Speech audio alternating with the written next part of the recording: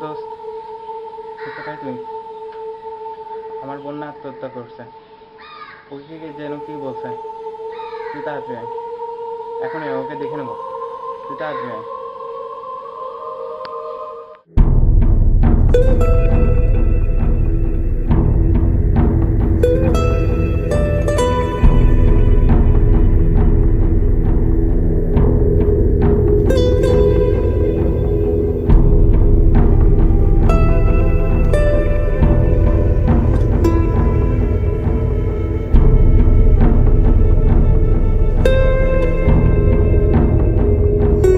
ভাইয়া, আমি আর পারলাম না।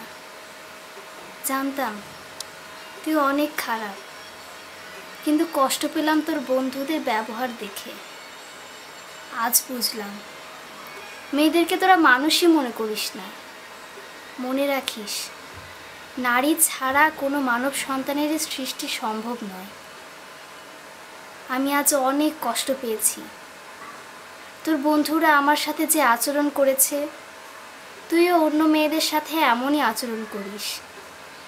আর এটা ভেবে আমি মনে করি তোর মতো ভাইয়ের বোন হওয়ার চেয়ে মরে যাওয়া অনেক ভালো। তাই আমি এই সিদ্ধান্ত নিলাম, আমার মৃত্যুতে যদি তোর কোনো শিক্ষা হয়, পারলে নারীকে সম্মান করিস। ইতি, তোর বোন রুবি।